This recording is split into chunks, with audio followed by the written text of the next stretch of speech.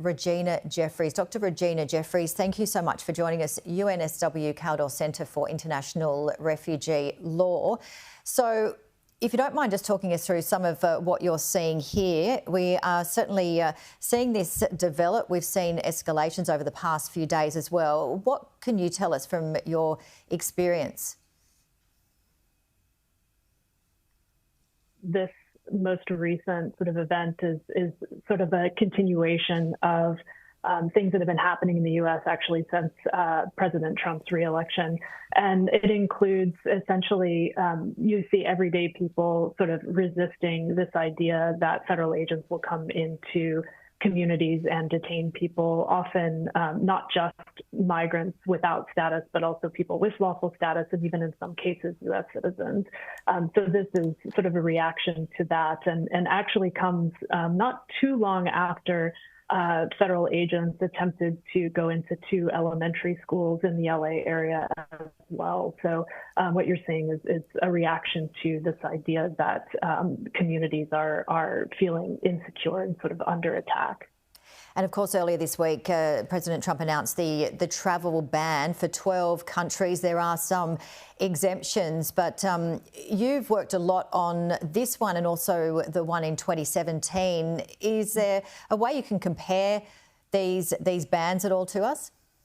Yeah, sure. There's been quite a lot of commentary about how the lessons that the Trump administration has learned in terms of that initial ban that was done in 2017, which was actually quite chaotic by sort of any measure, and was very, very sweeping. So there were questions around whether it applied to dual nationals. It initially applied to permanent residents and other people. It also applied to people on planes on their way to the U.S., so created really a lot of chaos, particularly within the agencies that were responsible for implementing that initial ban.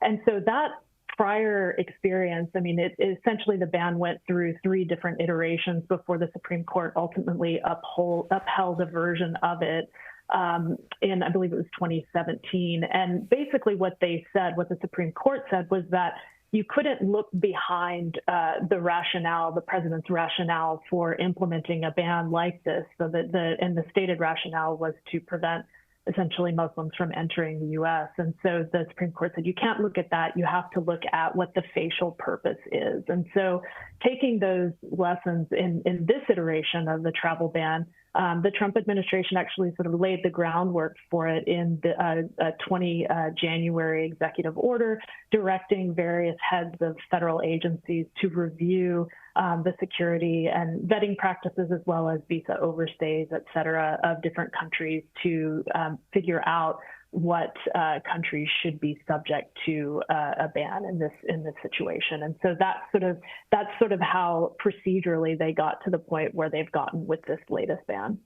And can we draw any parallels at all on this situation and the tariffs?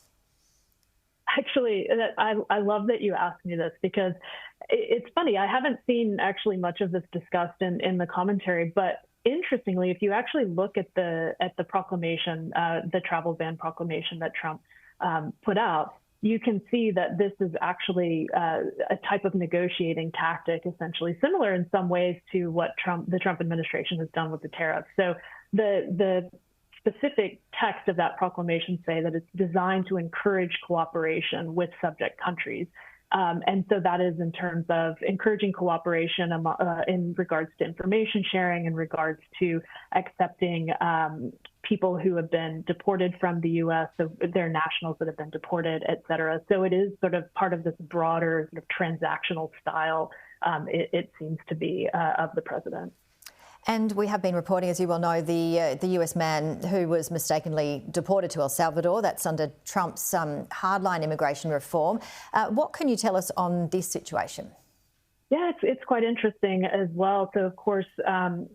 Rego Garcia was had a court order from an immigration judge in 2019 preventing the U.S. government from removing or deporting him to El Salvador. And that order was in effect when the Trump administration violated the order and removed him to El Salvador.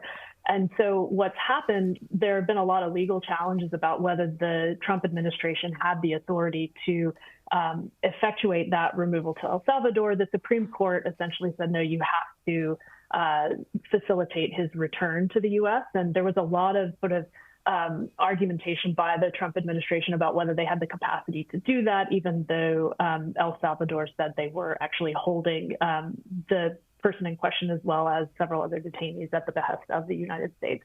And he actually, Mr. Rego Garcia, was actually returned to the U.S.